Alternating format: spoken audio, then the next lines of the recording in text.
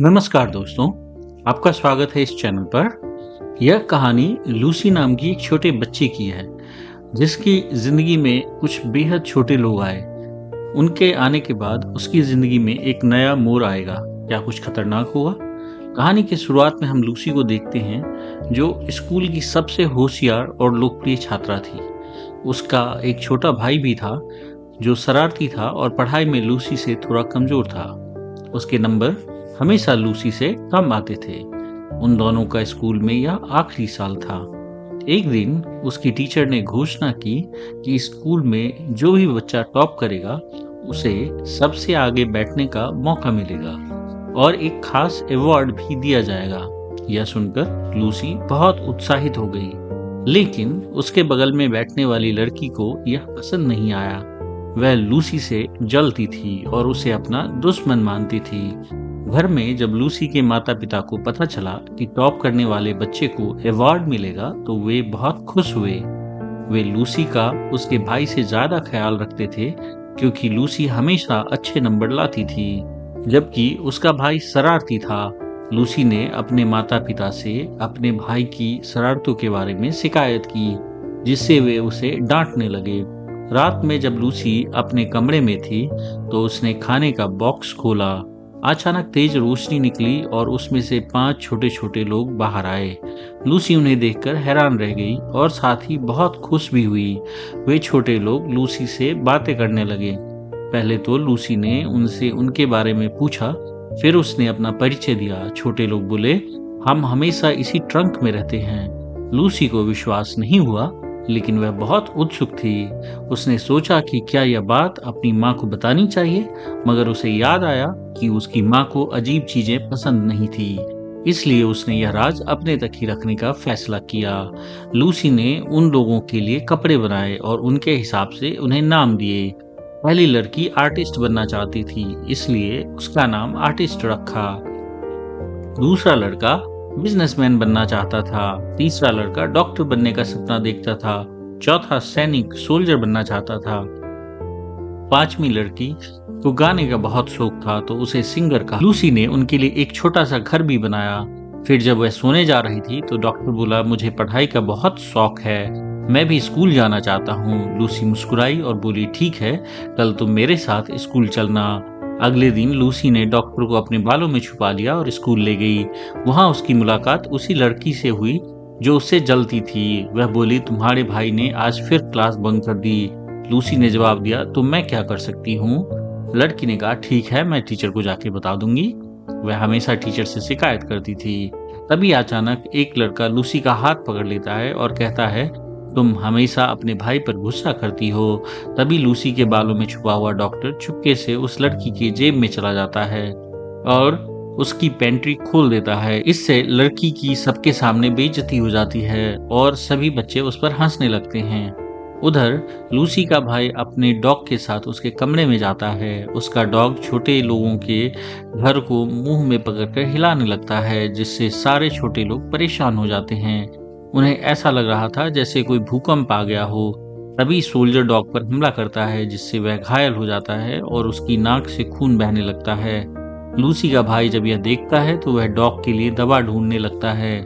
तभी उसकी माँ कमरे के अंदर आने वाली होती है। लूसी का भाई अपने डॉग को अपनी माँ से छुपा कर रखता था। जब छोटे लोगों को यह पता चलता है, तो वे उसकी मदद करते हैं। सोल्जर डॉग पर सवार होकर उसे खिड़की से बाहर निकाल देता है। रात में जब लूसी को पता चलता है कि सोल्जर गायब है, तो वह चुपके से उसे ढूंढने निकलती है।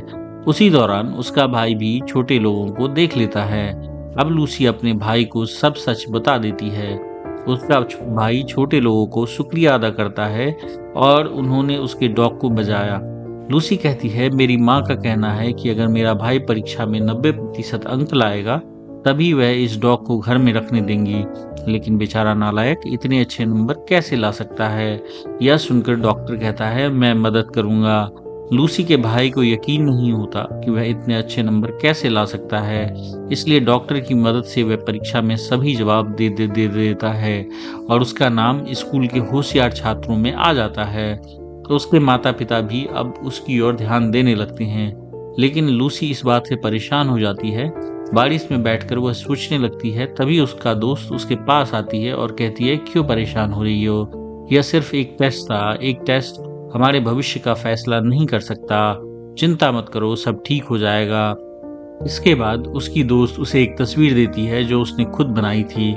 लूसी छोटे लोगों को वह तस्वीर दिखाती है और कहती है, मेरी दोस्त भी एक आर्टिस्ट है, वह बहुत अच्छी पेंटिंग बनाती है, लेकिन टीचर उसे कभी मुकाबले में नहीं जाने देती क्योंकि उसके नंबर हमेशा कम आते हैं। यह सुनकर छोटे लोग गुस्से में आ जाते हैं और टीचर का ऑफिस तोड़ने की योजना बनाते हैं ताकि वे वहां से पेंटिंग का सामान चुरा सकें। अगले दिन सभी छोटे लोग टीचर के ऑफिस में जाकर सारे कलर्स ले आते हैं, लेकिन आर्टिस्ट वहीं छूट जाती है। सौभाग्य से टीचर को किसी ने बुला लिया और वह भी बच जाती है। लूसी वह रंग अपने दोस्त को दे देती है ताकि वह प्रतियोगिता में भाग ले सके। आर्टिस्ट के साथ मिलकर वे पेंटिंग बनाती है। जब स्कूल में पेंटिंग प्रतियोगिता होती है तो कम नंबर लाने वाले बच्चों को इसमें भाग लेने की अनुमति नहीं थी, लेकिन लूसी अपनी दोस्त की बनाई पेंटिंग सब मेहमानों को दिखाती है और अलग अलग भाषाओं में बात करती है। सबको यह बहुत पसंद आता है, लेकिन लूसी को दंडित किया जाता है कि उसने शो खराब कर दिया। उसे पूरे ग्राउंड की सफाई करने की सजा दी जाती है, लेकिन उसके दोस्त उसकी मदद के लिए आ जाते हैं। तभी स्पीकर पर घोषणा होती है कि जिन बच्चों के कम नंबर होंगे वे किसी भी प्रतियोगिता में भाग नहीं ले पाएंगे। छोटे लोग यह सुनते ही फैसला करते हैं कि वे कमजोर बच्चों की मदद करेंगे। लूसी अपने सभी दोस्तों को छोटे लोगों से मिलवा देती है। टेस्ट के दिन छोटे लोग उनकी मदद करने की कोशिश करते हैं, लेकिन उनका प्लान तब फेल हो जाता है जब टीचर अचानक बच्चों को सीट बदलने का आदेश दे देती है।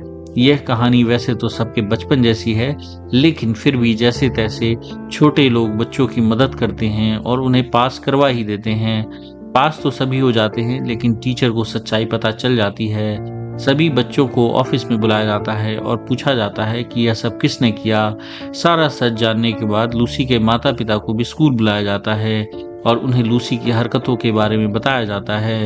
लूसी को स्कूल से निकालने का फैसला किया जाता है। इस बात पर उसकी माँ बहुत गुस्सा होती है और उसे डांटती है। लूसी कहती है कि कमजोर बच्चों के साथ नंबरों के आधार पर नाइंसाफी हो रही है। यह सुनकर प्रिंसिपल गुस्सा हो जाता है, लेकिन लूसी के पिता हाथ जोड़कर कहते हैं, कृपया मेरी बेटी को मत निकालिए। आखिरकार प्रिंसिपल और टीचर उसकी बात मान लेते हैं। उधर जब छोटे लोगों को यह सब पता चलता है तो वे कहते हैं, इन कमजोर बच्चों की पढ़ाई की जरूरत है। लूसी कहती है कि पहले मैं भी बहुत अच्छी स्टूडेंट थी, अच्छे नंबर लाती थी, लेकिन तुम्हारे आने के बाद मेरी पढ़ाई खराब हो गई।